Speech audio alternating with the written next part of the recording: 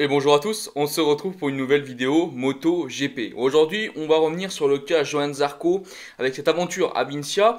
On va essayer dans cette vidéo d'expliquer, de comprendre, pour venir sur les débuts de Johann Zarco sur cette Ducati à Vincia, même un peu avant les tests de Sepang, ses envies, ses idées, qu'est-ce qu'il imaginait pour ces tests de Sepang, qu'est-ce qu'il prévoyait voilà, en termes de résultats pour ces tests de Sepang, et pourquoi il sort des tests potentiellement un peu déçu en termes de résultats, mais quand même conquis par plusieurs points de cette Ducati à Vincia. Donc revenons au début de cette aventure Ducati, juste un tout petit peu avant qu'il monte sur la machine, un peu avant du coup, vous l'avez donc compris, les tests de Sepang qui se passaient du 7 au 9 février. Johann Zarco était tout d'abord extrêmement heureux de pouvoir continuer son aventure en MotoGP, et il mettait énormément d'espoir dans cette Ducati à Vincia, et vous l'imaginez bien que c'était tout à fait normal, et même nous en tant que fans, on était bien sûr extrêmement heureux de retrouver Johann Zarco en MotoGP. Johann Zarco alors était quand même méfiant. Il disait et il le savait, oui c'est vrai, la Ducati à Vincia n'est pas l'une des meilleures machines. Il mettait beaucoup d'interrogations sur le team, sur Ducati, sur son adaptation à la machine, mais Zarco plaçait beaucoup d'espoir clairement dans cette moto et il espérait dès les tests de Sepang arriver à faire de beaux résultats.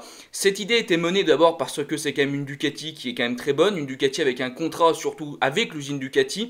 C'est pas réellement un contrat avec l'usine à Vincia, c'est assez compliqué cette histoire entre Johann Zarco et Ducati, mais il avait quand même globalement une bonne machine, et surtout Sepang est surtout un circuit qui globalement réussit bien à Johann Zarco, et surtout un circuit qui réussit bien à Ducati. Donc tout ça a mené, malgré le peu de connaissances de Johann Zarco dans cette Ducati, amené à des idées positives et amené à des envies clairement de résultats qui étaient plus que bien. C'est pour ça que Johann Zarco en termes de résultats visait entre la 7 et la 10e place, c'était un peu son but clairement des tests de Sepang. Et maintenant, vous l'avez vu avec mes vidéos ou autre chose, vous avez compris que Johann Zarco n'a pas été clairement dans ces positions là, donc il a un peu parlé de tout ça et c'est vrai qu'il nous a avoué être un peu déçu, clairement, parce que c'était pas les résultats qui étaient attendus, mais qu'il tirait des choses très positives. Johann Zarco était tout d'abord très content d'avoir pu évoluer sur chaque journée de test. Les tests de Sepang, si vous ne le savez pas, ça se passe sur 3 journées de test de 8 heures. Donc vous avez la journée du vendredi, du samedi et du dimanche. Et Johann Zarco a pu évoluer en termes de chrono lors de toutes ces journées, et ça montre un pilote qui, bien sûr, ne stagne pas, qui progresse, et ça c'est déjà très positif, et Johann Zarco n'a pas manqué de le noter. Il a aussi expliqué plusieurs choses, c'est vrai qu'il était un peu déçu, parce qu'il n'était pas aussi rapide qu'il aurait pu l'imaginer avant les tests de Sepang, mais c'est vrai qu'une nouvelle fois il comprend que cette moto casse un petit peu toutes ses habitudes. Vous savez, Johann Zarco a un peu appris la MotoGP, je ne sais pas si c'est le bon terme, mais en tout cas a connu la MotoGP, ses débuts en MotoGP avec une Yamaha, et les motos qui ont poursuivi sont, on va dire, à l'encontre du style Yamaha, la KTM, la Honda, la Ducati. Ce sont vraiment des motos qu'il faut piloter extrêmement différemment. Le pilotage naturel qu'il a pu apprendre avec la Yamaha ne fonctionnait plus avec la KTM, ne fonctionnait plus avec la Honda et ne fonctionne pas non plus avec cette Ducati. Donc Johann Zarco continue sa progression. Alors c'est vrai que ça peut paraître un point négatif, mais moi je pense que c'est quand même positif pour Johann Zarco de comprendre là où sont ses points faibles, de comprendre pourquoi il ne va pas aussi vite qu'il voudrait. Et moi, je trouve qu'on peut en tirer quelque chose de très positif pour Johann Zarco. Ça veut dire savoir où sont ses points faibles et savoir qu'est-ce qu'il faut améliorer pour le futur. Je pense que Johann Zarco a une nouvelle fois compris que les choses vont pas se faire en 2-3 minutes. Il va falloir du temps. Il va falloir qu'il se donne du temps pour apprendre cette nouvelle Ducati. Il va falloir du temps pour arriver à modifier son style naturel qu'il a de pilotage pour être dans une meilleure osmose avec la Ducati.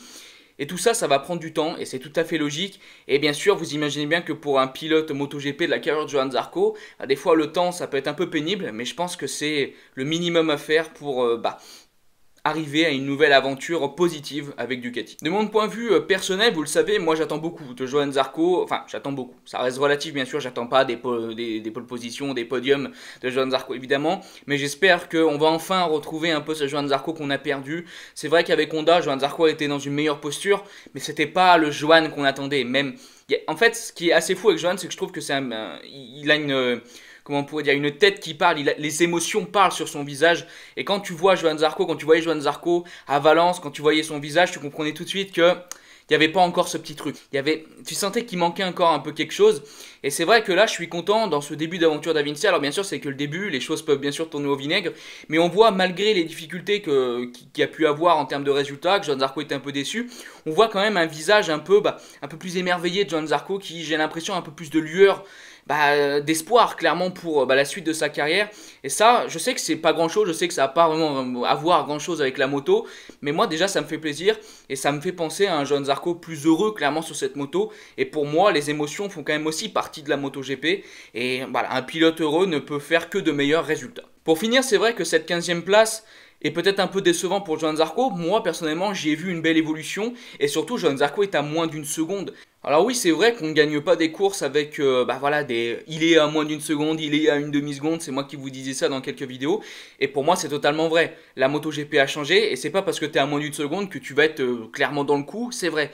Mais quand même, Johann Zarco n'est pas loin, il fait quand même ses débuts sur la Ducati Avincia, la Ducati qui est une machine dont beaucoup disent que c'est une moto très difficile, et surtout c'est une moto où voilà, quand tu arrives dessus, il faut du temps pour arriver à la manier, à apprendre comment la piloter.